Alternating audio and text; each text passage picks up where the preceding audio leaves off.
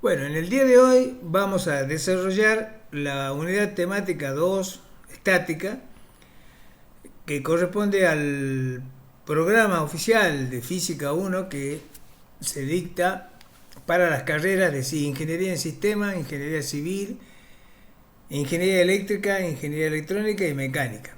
Son carreras que se dictan en la Universidad Tecnológica Nacional de la Facultad Regional Tucumán. Los contenidos de esta unidad temática son los siguientes: estática del punto material, fuerza resultante, condición de equilibrio, estática del cuerpo rígido, acción y reacción, momento de una fuerza, cuplas, condiciones de equilibrio. Antes de iniciar con el desarrollo de esta unidad, les hago una sugerencia respecto a esta unidad. Les recomiendo o es recomendable de que antes de ello revean o repasen los apuntes que se les ha brindado en el curso de nivelación de la materia física. Ahí en ese caso van a recordar algunos conceptos de vectores que ya lo tienen que tener, ya se los da por sabido. Entonces directamente vamos a empezar de lleno con el desarrollo de esta unidad.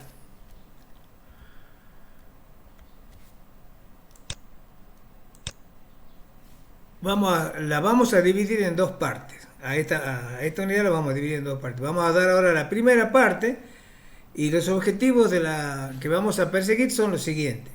Al finalizar la unidad, los alumnos serán capaces de trazar los diagramas de cuerpos libres y de cuerpos rígidos,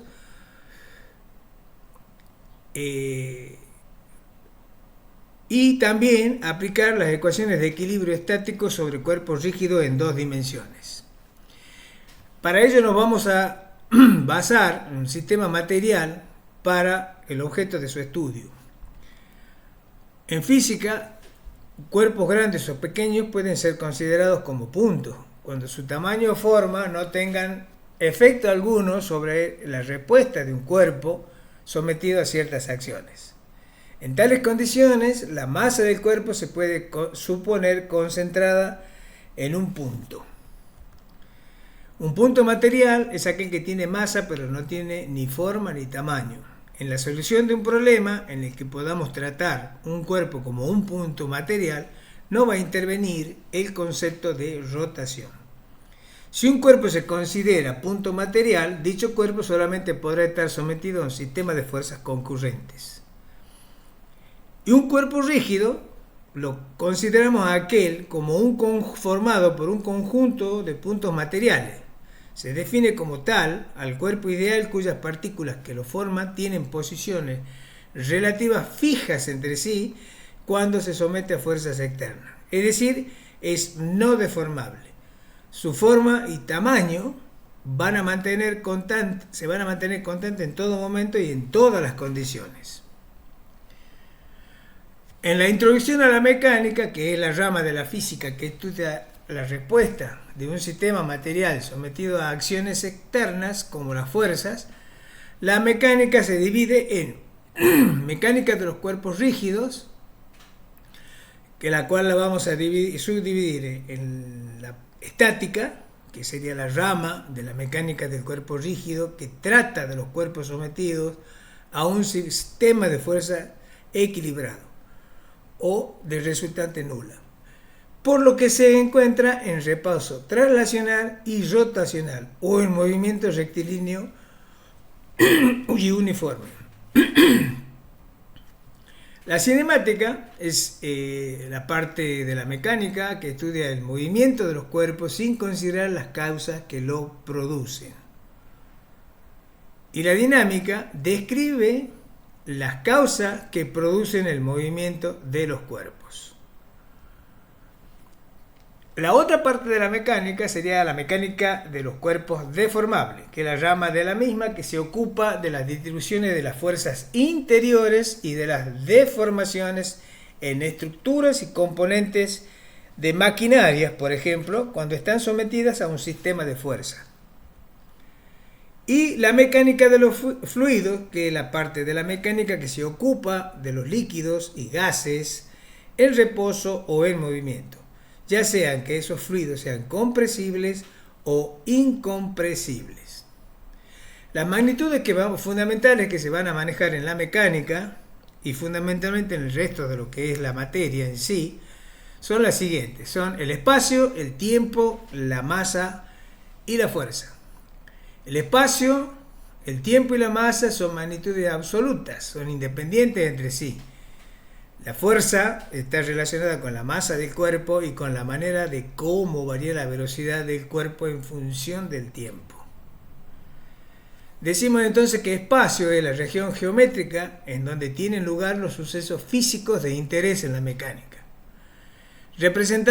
Está representado ese espacio por los planos que forman los ejes X, Y y Z en un sistema de coordenadas cartesianas ortogonales. El tiempo es el intervalo que transcurre entre dos sucesos. La masa es una medida de la cantidad de materia que ocupa un lugar en el espacio. Y la fuerza es la acción de un cuerpo sobre otro por contacto directo o a distancia. Su efecto exterior es el de producir una aceleración del cuerpo o el desarrollo de fuerzas resistentes en él. Ahora bien, ¿qué son las fuerzas? Las fuerzas son acciones que producen deformación en el cuerpo sobre el cual actúan. Pueden producir también un cambio de movimiento en el cuerpo que recibe esa fuerza. O también pueden producir las dos cosas, pueden producir la deformación y cambio de la velocidad al mismo tiempo. En realidad la fuerza no se posee, sino que se aplica. Una persona, una máquina o cualquier dispositivo que se usa para aplicar fuerza posee potencia en estado latente para poder desarrollar energía, pero de ninguna forma se puede decir que posee fuerza. Algunas características de la fuerza son magnitudes vectoriales, ustedes como ya habrán visto en el curso de nivelación. Se aplican, acuérdense que las magnitudes vectoriales, las características son que se aplican de un cuerpo a otro y nunca se va a encontrar una fuerza aislada. Por eso se dice que el número de fuerzas en un sistema es par. O sea, se puede sumar y restar. Y la unidad de medida en el sistema internacional es el Newton, que se simboliza como una letra N mayúscula. Y en cuanto a sus unidades, un Newton es igual a 1 kilogramo por metro sobre segundo cuadrado. Por ser vectores se representa con una flecha. La flecha tiene su origen en el punto de aplicación sobre el objeto que recibe la fuerza. Supongamos un carrito, el punto de aplicación de la fuerza está en su centro geométrico. ¿Sí? Tiene magnitud y módulo. La magnitud del módulo es una medida, es una cantidad. Es decir, cuánto vale la fuerza. En este caso, tenemos simbolizado una semirrecta, ¿no es cierto?, que representa la fuerza, y el tamaño de esa semirrecta, por ejemplo 5 newtons, está determinado o representado por esa longitud. También la dirección de esa fuerza aplicada sobre ese carrito, observamos que va de izquierda a derecha. Esa es la dirección. Y el sentido va dirigido hacia la derecha. ¿Cómo se clasifican las fuerzas? Las fuerzas se pueden clasificar de acuerdo a su punto de aplicación. Fuerza de contacto, digamos, quien aplica y quien recibe la fuerza entran en contacto directo. O sea, se tocan. Y las fuerzas que son a distancia, se aplica y quien recibe la fuerza no entra en contacto. La clasificación de las fuerzas también según de acuerdo a la duración. Pueden ser de corta duración, que son aquellas que son llamadas impulsivas, el tiempo y duración de la misma es breve. Y la de larga duración, como aquella que están en forma indefinida, como vemos en la figura, un sistema de iluminación sostenido desde el techo puede estar en forma indefinida. La clasificación de las fuerzas según a los efectos que pueda producir. Fuerzas motoras son fuerzas que provocan movimiento, y las fuerzas resistivas, lo contrario a las motoras, estas tienden a impedir los movimientos. Según la naturaleza de la fuerza. Fuerzas gravitatorias corresponden a la interacción entre masas, por ejemplo, la atracción entre la Tierra y la Luna. No son de grandes magnitudes, pero son las más evidentes. Fuerzas electromagnéticas son las que sufren las partículas con carga eléctrica y están involucradas también en transformaciones físicas y químicas. La fuerza nuclear, ¿sí?, es transmitida por los gluones, que son, dicho de otra manera, la fuerza que tiene lugar entre las partículas nucleares, digamos del átomo, entre el núcleo y electrones, por ejemplo. Es una fuerza de naturaleza atractiva que mantiene unidos a los nucleones, o sea, en este caso, protones y electrones. La fuerza nuclear débil, transmitida por bosones, es responsable de la desintegración beta, o sea, tiene lugar en las desintegraciones radiactivas.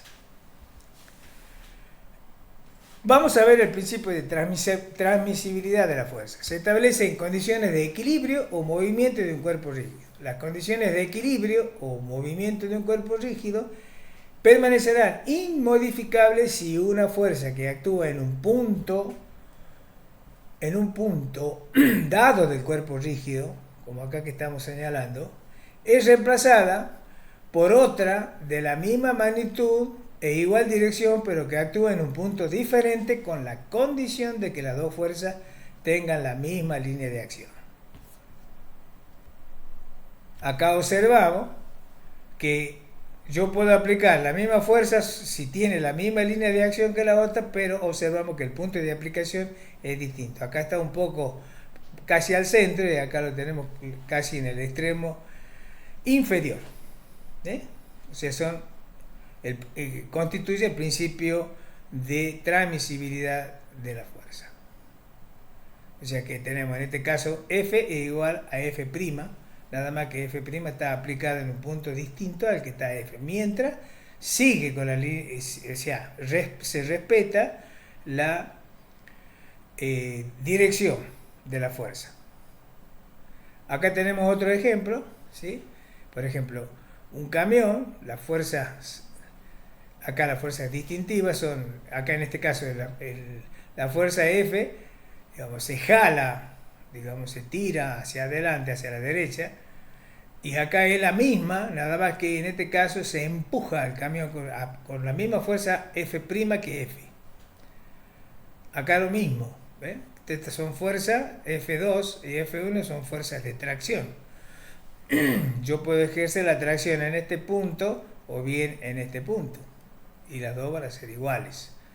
En este caso tengo fuerza de compresión, o sea, tengo la línea de acción de ambas fuerzas, es esta línea que está marcada en azul. Yo puedo trasladar F2 sobre la misma línea de acción y la aplico en este punto, y va a ser el resultado va a ser el mismo. Un sistema de fuerza constituido por dos o más fuerzas puede ser monodimensional, llamaremos en este caso que es colineal, con una recta soporte o de acción común. La línea de acción común es esta, ¿sí? Son colineales. Las dos tienen la misma recta de acción, pero una están en sentido contrario. Bidimensional, que le llamaremos coplanares, son fuerzas que pueden ser concurrentes o no concurrentes. Acá tenemos una viga sostenida por dos apoyos y tenemos el sistema que está actuando sobre esa viga. Está en el plano de la viga. La tridimensional tiene componente en el espacio, definido por los ejes X y Z. O sea que acá está todo en el espacio, no está en un plano. Y un sistema de fuerzas concurrente, podemos decir así, que cuando las fuerzas, cuando las rectas soporte o de acción de todas las fuerzas se cortan en un punto en común. ¿Sí? En esta fuerza, si continuamos con la línea de acción, se corta acá con la línea de acción de esta otra fuerza y a su vez de esta tercera fuerza se corta en un punto.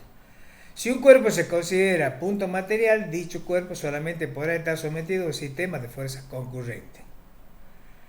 Vamos a repasar las leyes de Newton. Las leyes de Newton fueron propuestas por Isaac Newton en el año 1686. ¿Sí?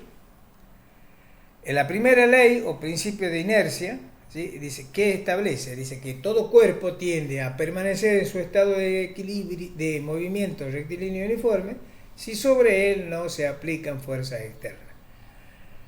En este caso tenemos un equilibrio cinético, la velocidad es constante pero distinto de cero.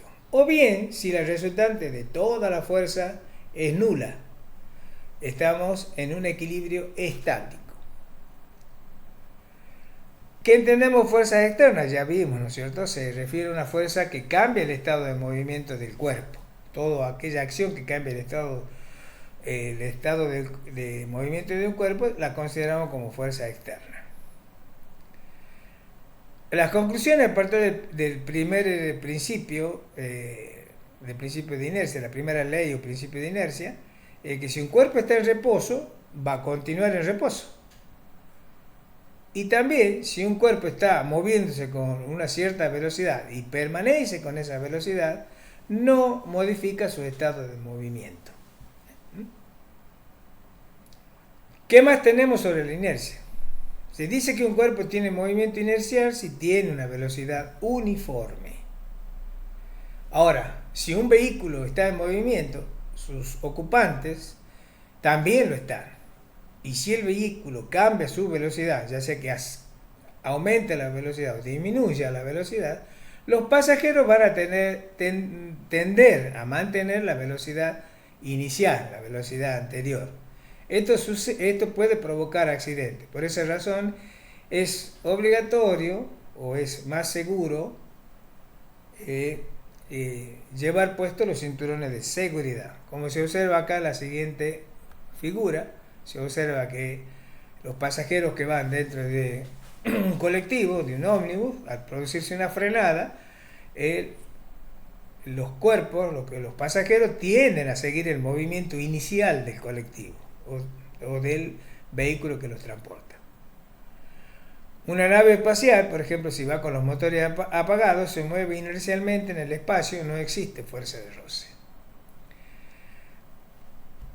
La segunda ley de Newton o principio de la masa dice que si a un cuerpo de masa m se le aplica una fuerza F, el cuerpo adquiere una aceleración A y se cumple la siguiente relación matemática, que fuerza es igual a masa por aceleración. ¿Sí? Si se le aplica una fuerza, adquiere una aceleración. Parte del reposo hasta una velocidad de régimen. Si el cuerpo recibe más de una fuerza, entonces en la expresión anterior, F será la fuerza resultante. O sea que acá observamos que tenemos las distintas fuerzas F1, F2, F4, F3. El objetivo es sacar la resultante de toda esta fuerza y esa fuerza resultante es la que va a producir el movimiento de ese vehículo. Obviamente, si el resultado de esta fuerza es nula, la fuerza entonces por lo tanto no va a estar en movimiento y el vehículo va a permanecer en reposo. Si es distinta de cero, bueno, la fuerza resultante va a tener un movimiento. Por ejemplo, si un cuerpo antes que reciba una fuerza F tiene una velocidad inicial y mientras la fuerza actúa el cuerpo experimenta una aceleración A, ¿sí? De tal manera que durante la aplicación de la fuerza el cuerpo va aumentando o va disminuyendo su velocidad, de tal manera que al final o al cabo de un cierto tiempo toma un valor V sub F. Entonces, el movimiento de ese cuerpo, de ese vehículo, transcurre desde una velocidad inicial, que por aplicación de una fuerza acelera o desacelera de tal manera que adquiere una velocidad final mayor o menor que la velocidad inicial. Acá, de acuerdo al dibujo que estamos observando, por el tamaño del vector velocidad final, que es mayor que velocidad inicial, se deduce que el vehículo va acelerando. Entonces, se tiene entonces que la fuerza es igual a masa por aceleración igual a masa por velocidad final menos velocidad inicial sobre tiempo. Es claro que acá, para desarrollar este tema, se debe tener un conocimiento previo mínimo, de tal manera que podamos desarrollar la teoría. ¿Sí? Un conocimiento mínimo que ya lo adquieren lo tienen que traer desde la escuela secundaria. ¿Qué más sobre la segunda ley de Newton? Si un cuerpo recibe una fuerza, entonces lo sacamos de la posición de reposo y va a adquirir una aceleración. ¿Sí? Si se duplica esa fuerza, también se va a duplicar la aceleración. Si la fuerza disminuye a la mitad, la aceleración también disminuye a la mitad. ¿Sí? O sea que en el primer caso estamos acelerando y en el segundo caso estamos desacelerando. La expresión, en definitiva, fuerza igual a masa por aceleración, se deduce de todo lo anterior. Además, la aceleración que recibe el cuerpo es directamente proporcional a la fuerza que recibe. La fuerza que recibe es inversamente proporcional a su masa. Acá M sería una constante, la constante de proporcionalidad entre F y la aceleración. Y la masa es una medida de la inercia de ese cuerpo, una medida de la resistencia al movimiento. Si un cuerpo no recibe fuerza, la fuerza resultante es nula, entonces no acelera y en consecuencia permanece con velocidad constante o en reposo. La tercera ley de Newton, o principio de acción o reacción. Toda vez que un cuerpo ejerce una fuerza sobre otro cuerpo, la denominaremos fuerza de acción. Y el segundo cuerpo va a reaccionar con una fuerza sobre el primero. A esta fuerza la denominaremos fuerza de reacción.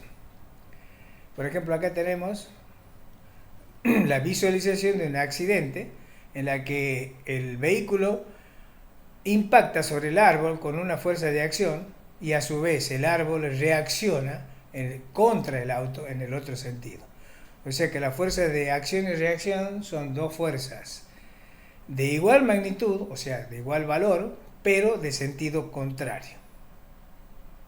Acá tenemos lo mismo, simbolizado en una bola que gira hacia la derecha, va a chocar con otra bola de color azul que está en reposo, chocan, entonces está la fuerza de acción y la fuerza de reacción. Actúan sobre cuerpos diferentes y la magnitud de la fuerza va a ser la misma, pero el sentido va a ser contrario. Las fuerzas de acción y reacción son de igual magnitud, como decíamos, en términos del módulo, ¿sí? Tienen la misma dirección, pero sentidos contrarios, y los vamos a poner en el sentido vectorial. Vector, fuerza de acción, es igual a menos la fuerza de reacción como vector. Las fuerzas de acción y reacción, pese a que tienen el mismo módulo y están en sentidos opuestos, actúan sobre cuerpos diferentes. Acá vemos distintas imágenes en las que tiene lugar una acción y reacción. ¿Cuáles son las consecuencias de la ley de Newton? La inercia, ¿no es cierto? Sacamos como conclusión, es una propiedad que tienen los cuerpos de oponerse a cualquier cambio en su estado de reposo o movimiento. La medida cuantitativa, como decíamos anteriormente, de la inercia de un cuerpo es su masa inercial. O sea, es evidente que un cuerpo que tiene mayor masa es más resistente a salir de su posición de reposo o de producir un cambio en su movimiento si este cuerpo bien se mueve con movimiento rectilíneo uniformemente, movimiento rectilíneo y uniforme. El Newton, como ya dijimos, es la fuerza que actuando sobre un kilogramo de masa produce una aceleración de 1 metro sobre segundo cuadrado. De aquí que la unidad de fuerza en el sistema internacional, como dijimos anteriormente, es el Newton, es un kilo por 1 metro sobre kilogramos más por 1 metro sobre segundo cuadrado. El peso es la fuerza con que la Tierra atrae a los cuerpos. En este caso, la aceleración es la aceleración de la gravedad G, 9,8 metros sobre segundo cuadrado. Es una magnitud vectorial cuyo módulo es P, módulo entre barras paralelas es módulo, igual a masa por la aceleración de la gravedad. La dirección es vertical, el sentido hacia abajo, y el punto de aplicación es el centro de masa. Por ejemplo, acá tenemos un cuerpo que está simplemente apoyado sobre una superficie plana horizontal. El peso va dirigido siempre hacia el centro de la Tierra. P igual a su masa por la aceleración de la gravedad. En este caso tenemos otro cuerpo que está apoyado sobre un plano inclinado con un cierto ángulo respecto del horizontal, pero siempre su peso, ¿sí?, va a estar dirigido en el sentido vertical. ¿Cuál es la diferencia entre masa y peso? Masa y peso. La masa es una magnitud escalar, se mide con una balanza en el sistema internacional y se mide en kilogramos. Es invariable. En cambio, el peso es una magnitud vectorial, se mide con un dinamómetro y en el sistema internacional su medida es en Newton, por ser una fuerza. Es variable porque depende del lugar del universo en el que está el cuerpo. Fuerza normal. La fuerza normal es una fuerza que aparece siempre que un cuerpo está apoyado sobre una superficie. Esta fuerza evita que la superficie se deforme. Se representa por la letra N y también se mide en Newton. En este caso, tenemos un cuerpo apoyado sobre una superficie horizontal, sobre el cual actúa una fuerza F hacia la derecha y la fuerza peso. La reacción, por el principio de acción y reacción, la reacción al peso P de ese cuerpo es la normal que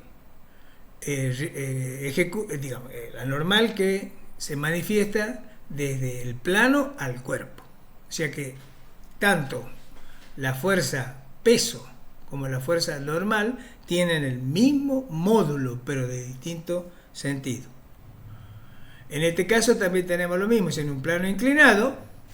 Acá la normal, ¿sí?, al ser el cuerpo estar inclinado, la normal a ese plano de apoyo va a ser la componente PI del cuerpo, del peso P del cuerpo. Esa va a ser la normal. O sea, el módulo de N va a ser igual al módulo de la componente I del peso. A PX se le llama la componente tangencial del peso y a PI la componente normal del peso. La fuerza normal es siempre perpendicular a la superficie o plano de apoyo. Fuerza de rozamiento. La fuerza de rozamiento se representa por una fuerza por F sub R. En algunos libros se lo ve con letra mayúscula, otro con minúscula. O sea, hay distintas formas de nombrarlo. Nosotros lo vamos a nombrar con F sub R mayúscula. Es una fuerza que actúa en sentido opuesto al movimiento. Se produce como consecuencia de la fricción que existe entre la superficie del móvil y la fuerza sobre la que éste se mueve, o bien del medio que atraviesa, ya sea sólido, gas o líquido. ¿Sí? Acá tenemos el movimiento, como lo indica la flecha, es desde A hacia B, ¿no es cierto? La fuerza de roce va a actuar en el sentido contrario, o sea, desde B a A. En el caso de la primera del primer dibujo. En el caso que se estuviese moviendo el cuerpo de B a A, o sea, de derecha a izquierda, la fuerza de roce va a tener lugar en el sentido inverso. Siempre se opone al movimiento. Acá lo mismo, siempre está la fuerza de roce, está aplicado en la superficie de contacto.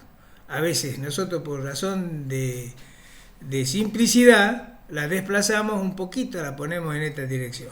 Ya cuando desarrollemos los problemas, van a ver esta acotación. Acá lo mismo, si el cuerpo se mueve, el cuerpo viene en bajada, según lo que estamos observando acá. Quiere decir que la fuerza de roce va a actuar en el otro sentido. O sea que el movimiento es de arriba hacia abajo. Por lo tanto, la fuerza de roce va en sentido contrario, se opone al movimiento. Acá tenemos distintos casos, ¿sí? Y una medida, o es el factor de proporcionalidad que tiene que ver con la fuerza de roce siempre es proporcional a la normal. La fuerza de roce es proporcional a la normal. Y la normal es el módulo igual al peso P. Ese mu, ese coeficiente de proporcionalidad, se llama coeficiente de rozamiento y es característico de las fuerzas que están en contacto. No tienen unidades, puesto que se trata de dos fuerzas de roce que se mide en Newton y la normal que se mide en Newton, por lo tanto es un factor adimensional. Existen dos clases de rozamiento, el estático y el dinámico. El estático aparece cuando se trata de poner en movimiento un cuerpo desde el reposo. Entonces, la fuerza que se tiene que aplicar va a ir en aumento hasta que llegue a un punto tal en que el movimiento es inminente. En el momento que se vence ese punto, empieza el movimiento. Entonces ahí en ese caso continúa con el movimiento del cuerpo con un rozamiento dinámico. Ya aparece cuando el cuerpo está en movimiento. El plano horizontal de la fuerza del rozamiento se calcula, bueno, en este caso el plano horizontal siempre, en este caso es mu por n, y n siempre es perpendicular al piso, o sea, al plano del apoyo. En este caso, la normal es igual, pero en sentido contrario, a la componente PI del peso P de la masa. Entonces, fuerza de roce es mu por n, mu por P y mu por m por g. Es decir, el peso es masa por aceleración de la gravedad.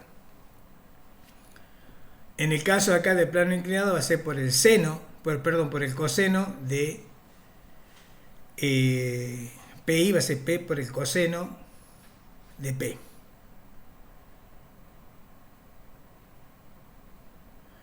La fuerza de roce es independiente del área de la superficie en contacto.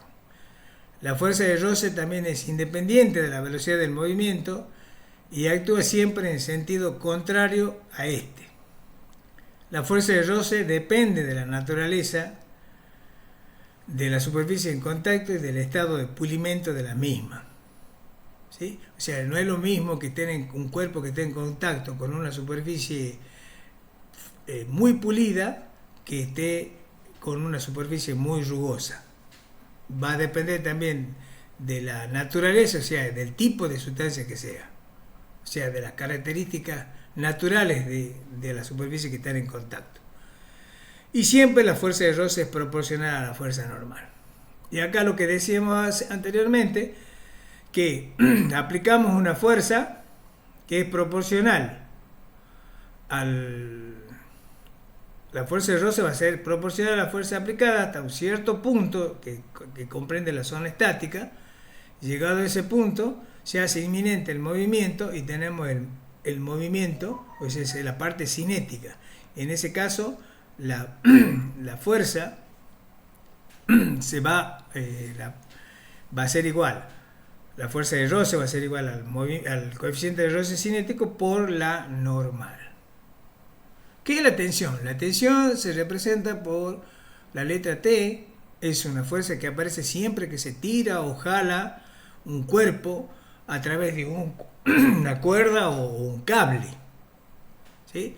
En este caso, por ejemplo, tenemos un sistema de dos cuerpos que están relacionados a través de una cuerda por medio de una polea, ¿sí? La polea la consideramos que es una cuerda y el movimiento es hacia abajo. Entonces, la tensión le llamamos a la fuerza que, digamos, que soporta la cuerda, ¿sí? Ya más adelante, cuando veamos el esquema del cuerpo libre, vamos a entender mejor este concepto. Acá lo mismo, ¿sí?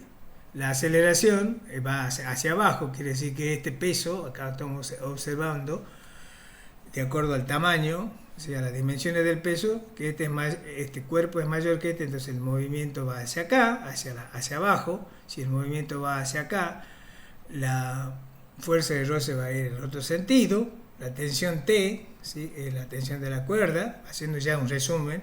Y la normal, ¿sí?, fíjense, la normal es perpendicular a la fuerza de roce. O sea que la fuerza de roce va a ser igual a mu por n. Va a depender. La fuerza de roce va a depender de la característica de este bloque que se desliza en este plano inclinado, de acuerdo a la rugosidad, a la naturaleza de la superficie en contacto. Y en este caso la normal va a ser igual a la componente I de P, o sea, P sub I. El ángulo es este, entonces P sub I va a ser igual a P por el coseno del ángulo del plano inclinado. ¿Qué es la fuerza elástica? También tenemos otro tipo de fuerza que vamos a tener muy frecuentemente. Al estirar un muelle o resorte, este se deforma en una medida proporcional a la fuerza aplicada. En esta propiedad se basan los dinamómetros para determinar la fuerza que se aplica sobre ellas, ¿sí? Supongamos que tenemos un resorte o muelle de longitud x0 y se le aplica una fuerza, ya sea para estirarlo o para comprimirlo, ¿sí? Esa situación se ve o está descrita por la ley de Hooke. La fuerza elástica va a ser igual a menos K por el delta de X, ¿sí? Ese menos porque es la fuerza elástica del resorte, actúa en sentido contrario a la fuerza que se hace para estirarlo o para comprimirlo. Y delta de X es una medida de la deformación del elástico que se desarrolla durante la acción de la fuerza, ¿sí? Acá sí, la fuerza elástica, si esto se estira, la fuerza elástica va a actuar en sentido contrario, ¿sí? X se estira una longitud X respecto de X0, o sea que ha sufrido una elongación de delta de X. K se conoce como constante elástica y depende de la naturaleza del tipo de muelle o resorte, o sea, de la estructura, si sea de acero, si es de hierro, si es de plástico, si se trata de una goma, si el resorte este hace las veces de una goma, o sea, un elemento que también se puede estirar, o cualquier elemento que sea flexible y que se pueda restaurar. La fuerza que hay que aplicar para estirar o comprimir el muelle, fuerza deformadora, es igual y de sentido contrario. Igual a K por K, la constante del resorte, por delta de X. Normalmente solo es necesario calcular el módulo de dicha fuerza y con el módulo del vector de desplazamiento de un punto situado al final del muelle es la variación de la longitud del mismo, entonces tenemos que la fuerza que se aplica es igual a K por delta de X, donde K es la constante del resorte y el delta de X puesto acá entre barras de valor absoluto es la elongación del delta de X. Sin embargo, hay una fuerza límite a partir de la cual el muelle deja de comportarse como elástico, o sea que ya se deforma. Se puede deformar o se puede romper, ¿sí? Llega al punto de quiebre. Por encima de esta fuerza se encuentra el límite de fractura. O sea, acá sigue la ley de Hooke. Recordemos que esta es la longitud inicial. A partir de aquí sigue la ley de Hooke. Observen que esta es la ecuación de una recta. Acá, fíjense, vemos acá F en función de X es la ecuación de una recta. Fuerzas que actúan sobre un sólido. Las fuerzas que actúan sobre un sólido dijimos que pueden ser internas, son aquellas que mantienen unidas las partículas que conforman al cuerpo rígido. O sea, la suma de todas las fuerzas internas va a ser igual a cero. Las fuerzas externas son todas aquellas fuerzas que otros cuerpos ejercen sobre un cuerpo rígido en particular. Son las responsables del comportamiento externo de ese cuerpo rígido. Van a causar el movimiento o van a asegurar su reposo. Tenemos fuerzas concentradas, ¿sí? Fuerzas concentradas, fuerzas concentradas, fuerza distribuida. Acá tenemos un sistema, una viga que sostiene en distintos tramos, sostiene distintos pesos, son fuerzas distribuidas, fuerzas de gravedad, tenemos momentos, ¿sí? Esas son fuerzas externas. Las reactivas son aquellas fuerzas que actúan en los vínculos o soporte que relacionan los cuerpos entre sí, manteniéndolos en su lugar. Acá tenemos la fuerza de contacto. ¿Cuál es? Tenemos la fuerza de contacto entre la superficie de este plano inclinado y la rueda de este automóvil. Y acá, por ejemplo, tenemos el vínculo que existe entre esta barra que sostiene esta viga con este muro. Y acá también tenemos lo mismo. Acá también tenemos otro anclaje, tenemos un guinche, un gancho que sostiene una determinada fuerza. Esas son fuerzas reactivas. Fuerzas reactivas de acción y reacción. Veamos acá, por ejemplo, la norma acá, ¿cuáles son las fuerzas reactivas? La del peso del automóvil y la reacción normal que ejerce el piso en el punto de contacto del neumático del automóvil. ¿Cuáles son las condiciones generales de equilibrio? Recordemos que estática era la parte habíamos llamado así, a la parte de la dinámica que estudia los cuerpos rígidos, es decir, aquellos que son indeformables y que están en una situación de equilibrio, es decir, en reposo o velocidad constante. O sea, hay un equilibrio traslacional y rotacional, o sea, no pueden trasladarse ni rotar alrededor de un eje. Para que un cuerpo esté en equilibrio deben cumplirse dos condiciones simultáneamente. Primero, que la sumatoria de todas las fuerzas que actúan sobre ese cuerpo sea igual a cero, o sea que la resultante sea nula. En este caso, la aceleración va a ser nula, por lo tanto no hay aceleración. Acá la sumatoria de todas las fuerzas se refiere a la totalidad de las fuerzas externas que actúan sobre el cuerpo rígido aislado para su estudio. Hasta aquí vimos todo esto, pero nos va a faltar ver otro concepto, o sea, tratar de todo aquello que provoque la rotación de un cuerpo. Eso lo vamos a ver en la segunda parte, y eso es lo que nos va a permitir plantear la segunda condición de equilibrio, que me dice que la sumatoria de los momentos respecto a un punto i cualquiera es igual a cero. En este caso, la aceleración tangencial es nula, no habrá rotación. Toda esta parte todo esto, la parte de decir, el tratamiento de esta segunda condición de equilibrio, lo vamos a ver en el desarrollo de la segunda parte. Para llevar a cabo esta descripción debemos adoptar como referencia un punto CM del cuerpo. Ese punto CM le vamos a llamar centro de masa, el cual no se traslada ni experimenta rotación. El centro de masa lo podemos definir como la posición geométrica de un cuerpo rígido en la cual se puede considerar concentrada toda su masa. Corresponde a la posición promedio de todas las partículas de masa que forman el cuerpo rígido. El centro de masa de cualquier objeto simétrico o homogéneo se ubica sobre un eje de simetría.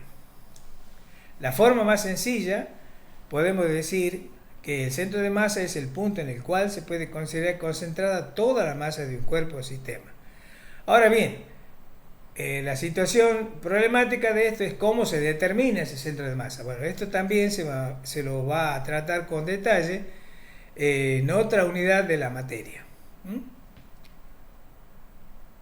Se puede concluir que cada una de las fuerzas externas, entonces, que actúan sobre un cuerpo rígido, pueden ocasionar un movimiento de traslación, rotación o ambas, siempre y cuando dicha fuerza no encuentre ninguna oposición. O sea que si no hay oposición, van a trasladar y se van a rotar. Entonces no vamos a estar en una posición de equilibrio. Ahora, si existe alguna oposición para que el cuerpo se traslade o rote, vamos a estar en una posición de equilibrio. El objeto es, el sentido de esta unidad temática es encontrar en qué condiciones un cuerpo va a estar en una situación de equilibrio traslacional y en una situación de equilibrio rotacional, o en ambas. Para ello nosotros, para abordar la resolución de los problemas, debemos saber diagramar o trazar el diagrama de un cuerpo libre. El diagrama del cuerpo libre es el esquema o dibujo del cuerpo de interés separado de todos los cuerpos que interactúan con él. O sea, vamos a aislar un cuerpo, el cuerpo sobre el cual vamos a basar el estudio, se lo aísla, ¿sí? Y se determina, se representa en él todas las fuerzas externas de contacto que están sobre el cuerpo, considerado que ejercen los demás cuerpos. O sea, se va a aislar ese cuerpo que queremos estudiar y vamos a bosquejar o vamos a dibujar todas las fuerzas externas que ejercen aquellos otros cuerpos alrededor de él. ¿Sí? Es decir, vamos a hacer un balance de fuerzas. Primero tenemos que decidir qué cuerpo o combinación de cuerpos se va a considerar en el diagrama del cuerpo libre y dibujar su perfil. O sea, no es solo un cuerpo que podemos dibujar. Podemos dibujar dos cuerpos o más y delimitarlo mediante una superficie imaginaria y etiquetar la fuerza que se ejerce sobre ese sistema de cuerpo. Entonces, vamos a seguir con cuidado el contorno del cuerpo libre e identificamos todas las fuerzas externas de contacto o de acción a distancia, porque también puede ocurrir que haya alguna acción a distancia, no va a ser el caso nuestro, que son ejercidas por los cuerpos suprimidos en el proceso de aislamiento. O sea que si nosotros tomamos un cuerpo, ¿sí? Aislamos un cuerpo, y los demás van a quedar aislados, pero la representación de esos cuerpos que están aislados van a estar representados por la fuerza que ejercen esos cuerpos sobre el cuerpo en cuestión. Vamos a elegir el sistema de referencia de ejes coordenados para resolver el problema y vamos a indicar sus direcciones sobre el diagrama del cuerpo libre y colocar en el cuerpo libre las dimensiones que sean necesarias para la resolución del problema. O sea que vamos a hacer un diagrama lo más detallado posible. Toda fuerza conocida, ¿sí?, se va a representar con su módulo, dirección y sentido correcto. O sea, vamos a dibujar la dirección de la fuerza, el sentido y el valor de esa fuerza, o sea, su módulo. Para los módulos de fuerza desconocida se utilizarán símbolos literales, o sea que si no lo conocemos lo vamos a dejar indicado con una letra. En el transcurso del desarrollo de los problemas, cada uno va a optar por lo más conveniente, por lo que le resulte más adecuado o más fácil para la resolución del problema. Ahora, si una fuerza tiene una recta soporte conocida, pero se desconoce su módulo y sentido, se supondrá este último. O sea, puede ocurrir que no conozcamos, ¿no es cierto?, el sentido, bueno, lo vamos a suponer, ¿sí? Al resolver, si el módulo saliera negativo, eso indicará que el sentido correcto sería el contrario al que hemos supuesto. Vale decir que si desarrollar el problema, alguna de las fuerzas externas me da un valor negativo, significa que el sentido supuesto es erróneo. O sea, lo único que tenemos que hacer es corregir, borrar en el diagrama del cuerpo libre el sentido que hemos puesto y ponerlo en el otro sentido. Es lo único que debemos hacer. Séptimo, si se desconocen el módulo y la dirección de una fuerza, suele ser conveniente representar dos componentes rectangulares de la fuerza. Muy bien, acá tenemos ejemplo de diagrama de cuerpo libre. Acá tenemos, por ejemplo, un peso que está sostenido de tres cuerdas, mejor dicho. la cuerda 1, la cuerda 2 y la cuerda 3. La cuerda 3 se une con la 1 y la 2 en el punto A y forman un ángulo con la superficie superior de uno de 30 y de 60 grados y el peso es P. Entonces existe una conexión entre los sistemas: el bloque, cuerda 1, cuerda 2, cuerda 3 e incluso el nudo. Para aislar cada sistema, piense en una superficie imaginaria alrededor del mismo y que contenga las fuerzas involucradas. Veamos. Si vamos a aislar la cuerda 1, bueno, vamos a observar que tenemos la tensión 1 acá, y para que el sistema esté equilibrado, obviamente, esto tiene que estar en el otro sentido. Si vamos a aislar la cuerda 2, ¿sí? Está la línea de punto, la tensión T va a estar representada en este sentido y a su vez la reacción acá en el anclaje en la superficie superior va a estar en el otro sentido. De la misma manera, para que este trozo, esta porción o esta cuerda esté en equilibrio, T2 va hacia acá y T2 va hacia acá. Si yo tengo en el nudo voy a tener tres fuerzas: la T1, T2 y la T3. Y así sucesivamente, para el punto T3, etcétera, se puede hacer lo mismo. Y en el punto, para el bloque, tenemos el peso P y la tensión de la cuerda T. ¿Sí? Entonces, para la resolución del problema siempre tenemos que abordar o bien optar por el diagrama del cuerpo libre que tenga menor número de incógnitas. En este caso, por ejemplo, si es conocido el peso P, si hacemos la sumatoria de todas las fuerzas que actúan en ese bloque, vamos a observar la sumatoria de fuerza en el eje X. No existen fuerzas en el eje X. Sumatoria de fuerza en el eje Y, sí. P, si adoptamos un sistema de referencia, XY positivo, ¿no es cierto? P negativo más T3 positivo va a ser igual a 0, con lo cual resulta que P es igual a T3. Entonces acá lo mismo. Entonces acá, o sea, si seguimos subiendo hacia arriba, ya conocemos T3. ¿Sí? Y acá, ¿qué conocemos? Nos queda T1 y T2. Pero ¿qué conocemos? Conocemos la dirección de T1 y T2, puesto que conocemos los ángulos de 30 y 60 grados, entonces podemos plantear acá el sistema de referencia de ejes coordenados cartesianos ortogonales y X, y hacer la decomposición de la fuerza T1 y T2 sobre los respectivos ejes. Vamos a poder plantear dos ecuaciones: sumatoria de fuerza en el eje Y y sumatoria de todas las fuerzas en el eje X. Como ya conozco T3, solamente me quedan T1 y T2. Son dos incógnitas, tengo dos ecuaciones. Y ahí el problema está resuelto. O sea que siempre, cuando vamos a trazar el diagrama de un cuerpo libre, vamos a empezar por aquel que tengamos menos incógnitas. En este caso, digamos, no es necesario, ¿no es cierto?, por las dimensiones, por las características del sistema, no es necesario plantear la segunda condición de equilibrio, que era la ecuación de los momentos. La sumatoria de los momentos respecto a un punto era igual a 0. ¿Sí? A veces que no es necesario. Otro ejemplo, fíjense, tenemos acá simplemente un cuerpo que está sostenido, está apoyado sobre una superficie. Acá tenemos otro que está sostenido a través de una cuerda.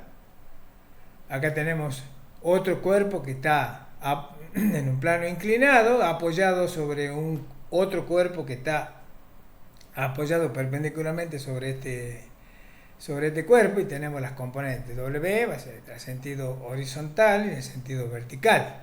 O sea, N es la reacción de acá, o sea, la reacción normal a esta superficie de apoyo. Y N1 sería la reacción normal a esta superficie del plano inclinado. Lo mismo acá, puesto ya en la otra posición, nada más que acá ya tengo una T, la tensión de la cuerda. O sea, todo este sistema está en equilibrio. ¿Sí? Un cuerpo que cae, ¿sí?, viene la fuerza de fricción. Suponiendo que ese cuerpo cae, por ejemplo, si cae en el aire, vamos a considerar que no ejerce.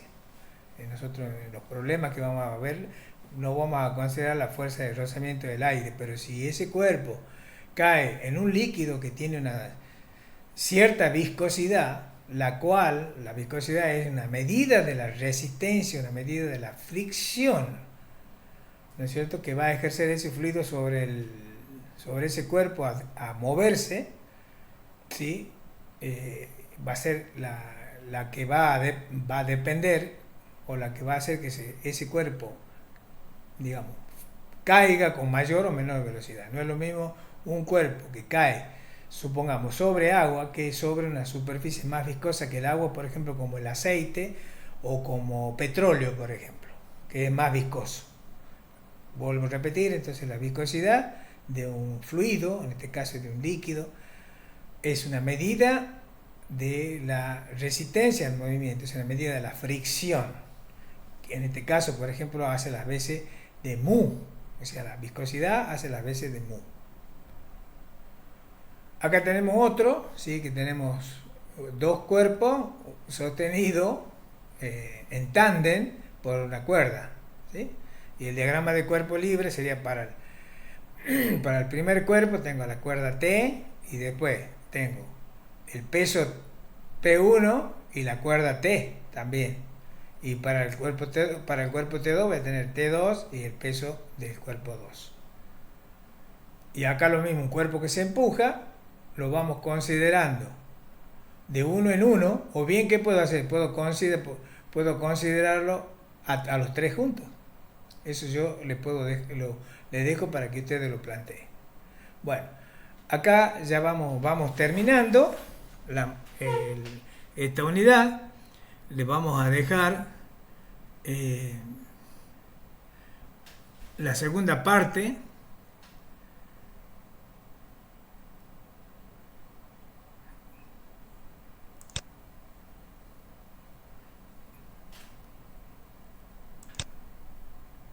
¿Cómo hago?